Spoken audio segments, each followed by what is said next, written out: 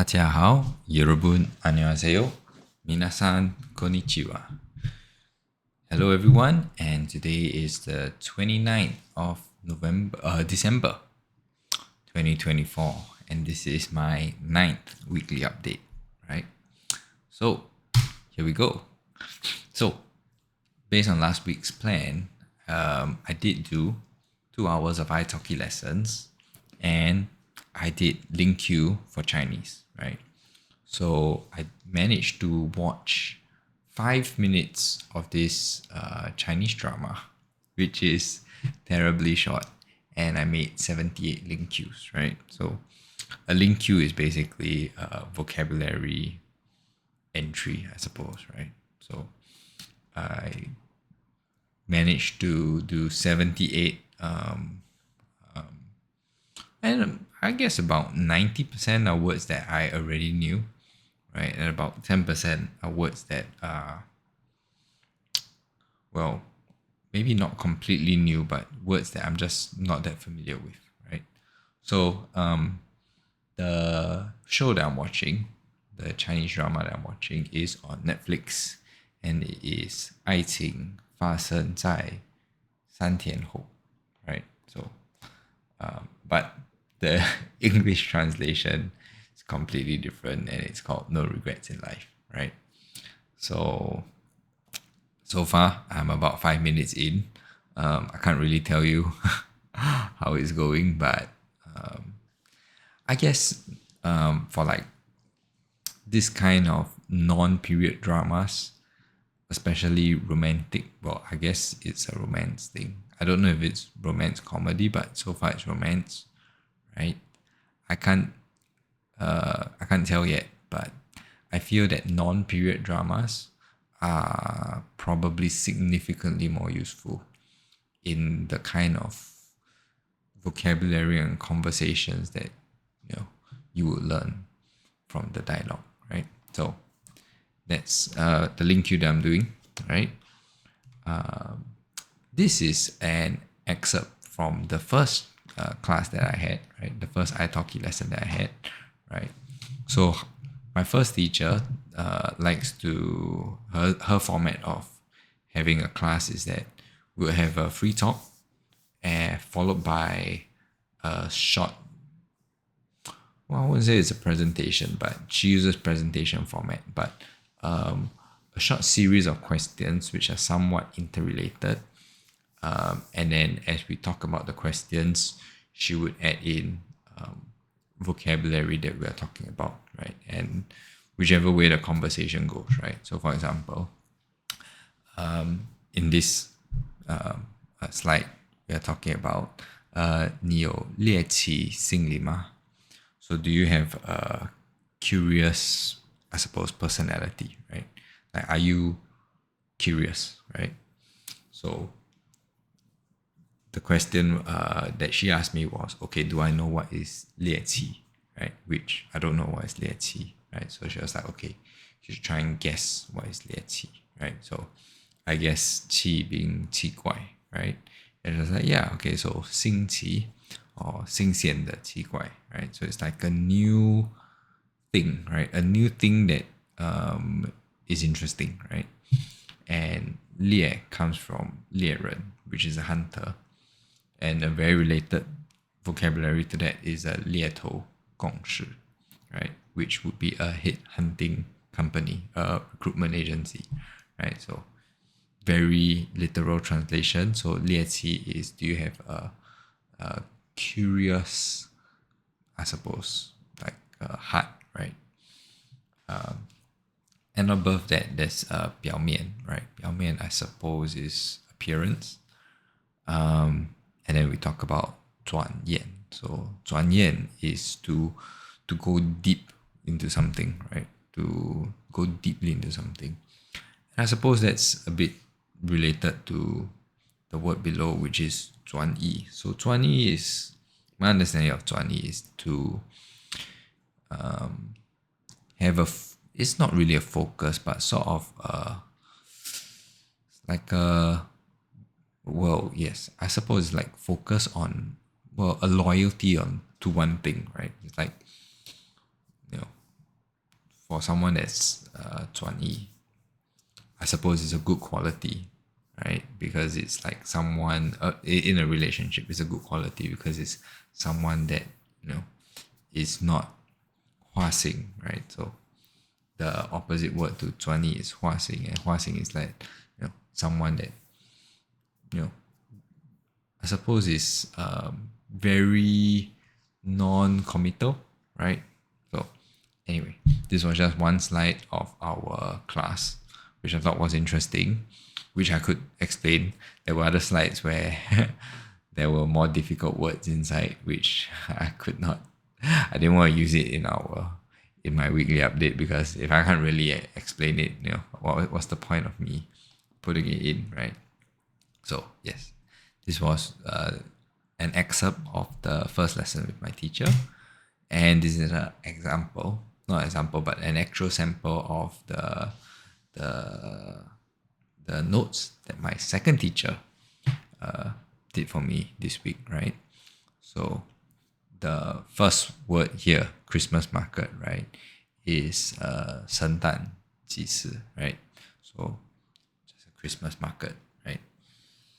So and then after another word is 矫望列车, right? So ride hailing, right? 我今天早上叫了一个网约车去机场. Okay. This morning I called a ride-hailing car to go to the airport.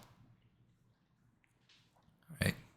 A related word. So it's like, I suppose you can imagine, right? The conversation was, oh, is there a Christmas market, right, where you live, right? And then, oh, how would people get to the Christmas market, right? How's the traffic like, right? So that's why there's Christmas market, ride hailing, and peak hour. So peak hours, this is probably the third time I've been told this vocabulary, right? So it's 高峰期, right? So basically peak period of the day, right? So my understanding is it doesn't have to be just for traffic. So it can also be for activity, right? So it's like a workload, right? So maybe if you're in a restaurant, your 高峰期 would be lunchtime or dinner time, right? So, yep. So I thought it would be interesting to share. So yes, this is what I did for my Chinese lessons this week. iTalki lessons, right, for Korean. My teacher was busy this week, so I could not manage to find a good schedule, right? Good timing that we can schedule class. So no Korean lesson this week. Pimsleur, I did do level 2, lesson 2. For Japanese, I did watch my Japanese anime, and I have finished Pimsleur level 1, lesson 23, right? And I have still not done my video in English about my Chinese, Japanese, and Korean levels, right? So plan for this week is to do 2 hours of iTalki lessons in Chinese. Continue doing my Lingq for Chinese, maybe another 5 minutes, right? Get a ton more words into my vocabulary list, right? For Korean, 1 hour of iTalki lessons. The good news is I've already scheduled a lesson, so I'm pretty sure I'm gonna get it done this week. To do Pimsleur level 2, lesson 3 should be doable.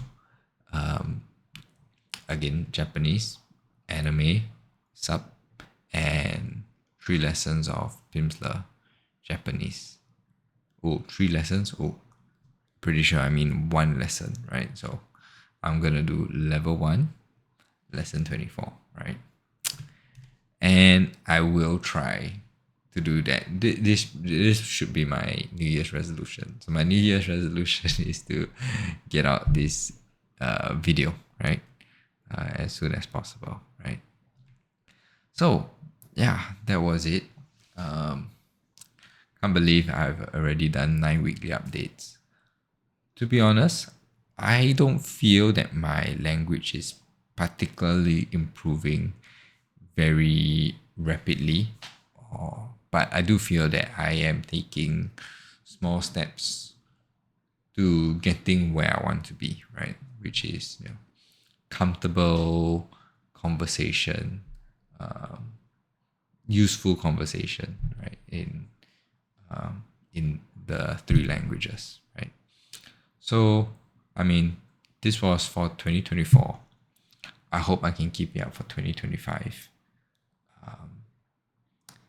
Yeah, to be honest, it's not anything too different from what I've been doing myself before I started making these videos. But I do feel that with these videos, I am more motivated, right?